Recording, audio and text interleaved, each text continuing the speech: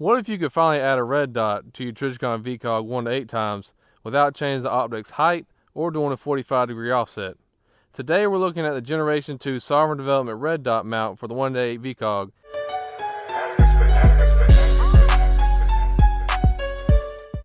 Hey guys, it's Blake with 843 Arms, and if you ever wanted to piggyback a red dot on a Trijicon VCOG 1 to 8 times, you'll notice there's no factory solution like the 1 to 6 times. So before we get into this video, I want to be completely transparent. Sovereign Development did send me these mounts for free. I didn't pay for these mounts, but they're not paying me to say anything specific or nothing like that. So like I said, Trijicon makes a piggyback mount for their 1 to 6 VCOGs, but for the 1 to 8, nothing. And the only other solution you have is to buy a Unity mount that changes your height to, I think it's 2.05 inches, and then you have the 45-degree offset a red dot. The Unity mount works, but that mount is not for everyone. Not everybody wants to change their optics height or do a 45-degree offset on their red dot. Okay, so this is kind of where Sovereign Development comes in for this problem. And so in this video, I will show you what makes this mount unique, the Gen 2 upgrades, the installation process, and if this setup is for you. So really, up until now, you've kind of had two choices when it comes to adding a red dot to your 1 to 8 times VCOG. So it's either adding a Unity mount with a 45-degree offset, or really do nothing and go without. And neither of those solutions are ideal if you want a clean piggyback mount with keeping the optic at factory height. And Sovereign Development is the only company making this piggyback mount for the 1 to 8 times VCOG, and that really makes it a game changer.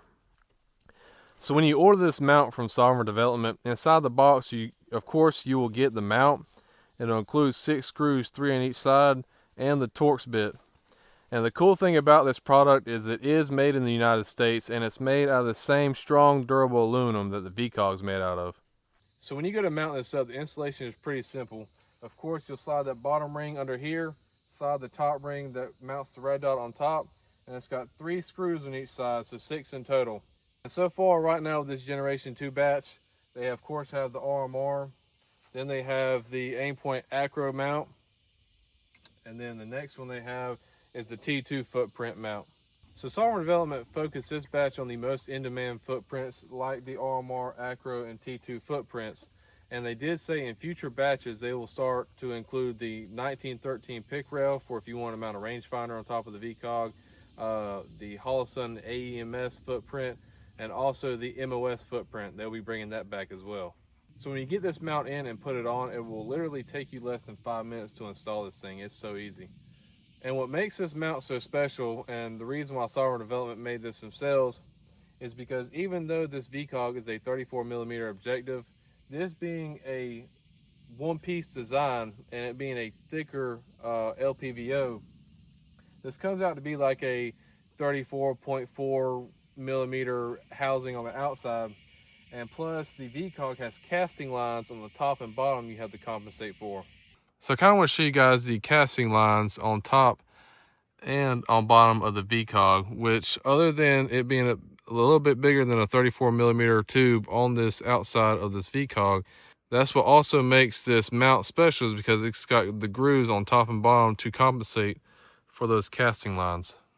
So the next set of clips I'm fixing to get into, I'm gonna mount each red dot and shoot some videos on shooting with each of these installed.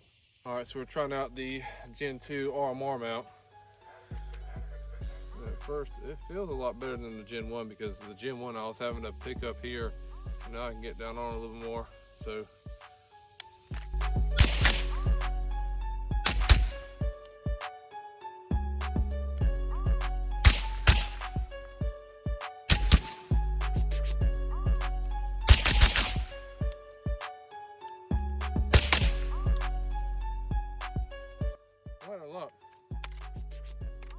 Feels really good. So I know my glasses are kind of fogged up. It's South Carolina. It's very, very humid today. But here's how it looks with the ACRO mounted on it. And this is my first time seeing an ACRO on it in person, just because I've always had the RMR. But it does look really good. So let me get some shots with this.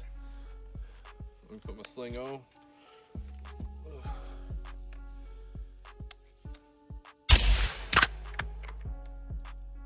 Sweet.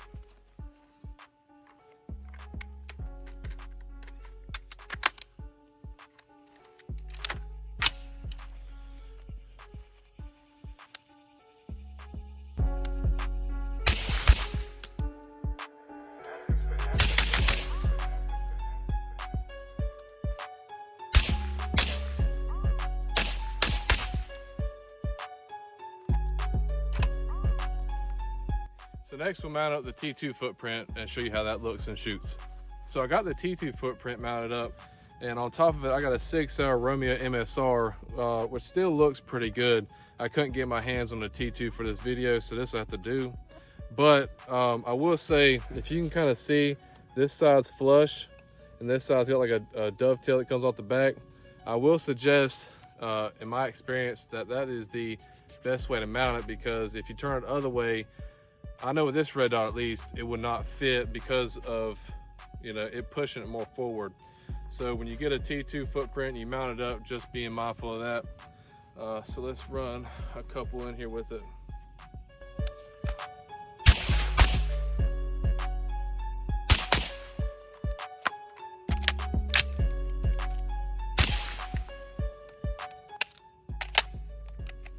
Feels pretty good, other than my glasses fogging up.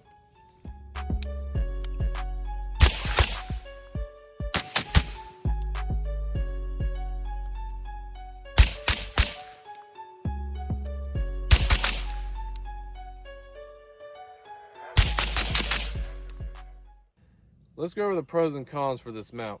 The first pro, it is a red dot piggyback mount for the 1/8 VCOG that nobody else does. The second pro, it keeps the factory hot ever bore for the VCOG. The third pro, it's made in the United States. And the fourth pro is it's a lower profile than the Gen 1 mounts. And the only cons I could see with people coming up with is maybe the price, but $250 is shipped to your door with taxes included and all. Not to mention, if you go the 45-degree offset route, you have to get the unity riser, the offset mount, and the plate for whichever optic you use, and that's right at 300 bucks. So a couple of things I kind of want to throw in this video that I've noticed. In the first video I made, Sovereign Development didn't include RMR screws with the RMR mount. They've since started including those if you get the RMR mount. Another thing that I thought was really cool is the Gen 1 mounts. I don't know if you can see it on the camera. If not, I'll put a picture up in this video. But they've added their initials SD for Sovereign Development, and like Trijicon, with the Bible verse that Trijicon puts on there, they've put a Bible verse in that right there, which is Jeremiah 48:10, which I think is pretty based. Another thing I kind of want to throw in there is Sovereign Development told me to tell you guys that if you bought the Gen 1 mount and you want to get the Gen 2, to email them. They will give you a discount on buying the Gen 2 mount. So if you've been wanting a piggyback red dot on your 1/8 VCOG, this is the only option that truly integrates cleanly. And I personally think Sovereign Development really knocked out this time with the Gen 2 mounts by lowering them versus the Gen 1s, and it feels a lot better. So for this, guys, if you're interested in buying it, I'll drop a link in the description where that way you can go check it out. And if you got any questions or fitment about this setup, I'll tag Sovereign Development and they can answer any questions in the comments. And if you like this video, please like and subscribe, and I'll see you in the next one. And if you made it this far, I really appreciate you watching, because man, out here in South Carolina today, it is hot and humid. My shirt is drenched. So y'all take care and have a good one.